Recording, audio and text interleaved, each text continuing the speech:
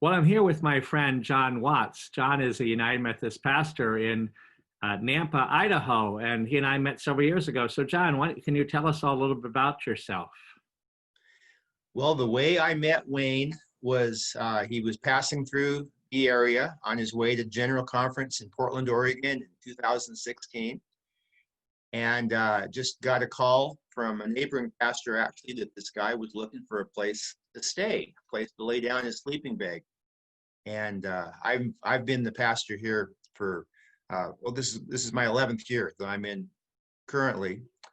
And so I said, sure, that sounds fun. You know, Wayne was walking and running across the United States, and I have a background in running, so we had that connection. And met him, met his son, had a delightful visit. He was able to just share briefly with our congregation at that time. And you know, I'd never heard of him or his work, and he gave me a copy of one of his books, which I read. And we've been in touch ever since. Good. And I've been back. I think I've spoken in your church twice since then. I spoke that trip to a Wednesday night dinner fellowship, and then I've come back and spoken in your church on Sunday mornings for both adult ed class and preached. And your church has made major commitments to the Foundation for Orphans. Can you tell us about that? Yeah. Well, I think you've been here 3 times, Wayne. The first time was just briefly as you were on your way to General Conference. Second time was the time when I gave you a few minutes in worship and you challenged the congregation to build an orphanage. And you said $125,000. And it was really interesting that we had some people who just really were excited about that. And we had some other people who were not so excited about that. Yep. But the result was we didn't commit to raise the whole $125,000, but we did make this our special Christmas offering focus a couple of Christmases ago, and I think we raised over $12,000. And I know we have several in our congregation who are regular supporters of the Foundation for Orphans. And Wayne has since written a couple of books, and we've read those with great interest. And so it's interesting that we're typical of most churches, most United Methodist churches, in that we don't all see things the same way, and you know, politically in particular. But we had people who were just really excited about this project on both wings of the spectrum. And I know Wayne has emphasized this in his books, that this is something that brings people together rather than pulls them apart. We can agree that the problem of orphans around the world is a huge problem, and it's something we can do something about, and no arguing that this is something that we need to do something about. Tell me what it means to you to support orphans around the world as a Christian pastor. Well, I'll just share something personal. My mother passed away last month, and my father had passed away 7 years ago. So I am now an orphan, and I'm 64 years old. So I've been blessed and fortunate to have had my parents as long as I have.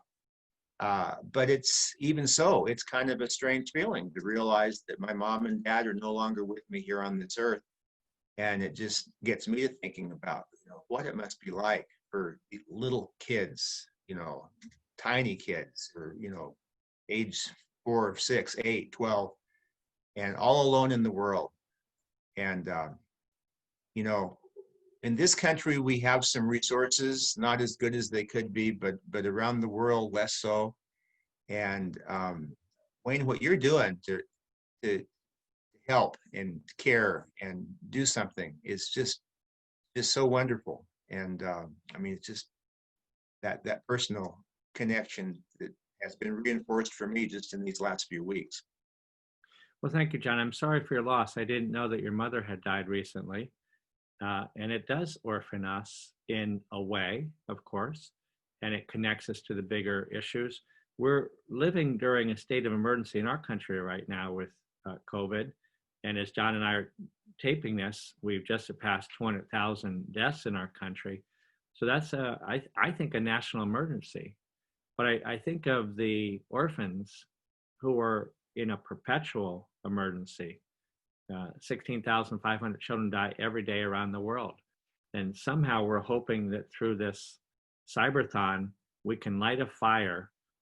We have the resources, the world has the resources, not just to help 1 or 2 orphans and to build 1 or 2 homes for children, but to get all the Christian churches, then combine them with the Muslim and our Muslim brothers and sisters and Jewish to sort of end the orphan plight. That's our ultimate goal, is to light that fire and get everyone of faith and people without faith, because it's the right thing to do to sort of end this plight. Yeah, amen. Any final comments, my friend and brother? Well, my prayers and good wishes to you and all those who are partnering with you and all those who are participating in this telethon. It's amazing how much money can be raised when a lot of people get involved, and it's just I just pray that you're gonna. I know you've done a lot of wonderful work in the past, but I think there's a lot that can be done and will be done through people who catch your vision. And I just, Wayne, I want to just tell you how honored I am to work with you and how inspiring you are to have seen something in this world that needs, it's easy to look away and not think about it, but you haven't done that.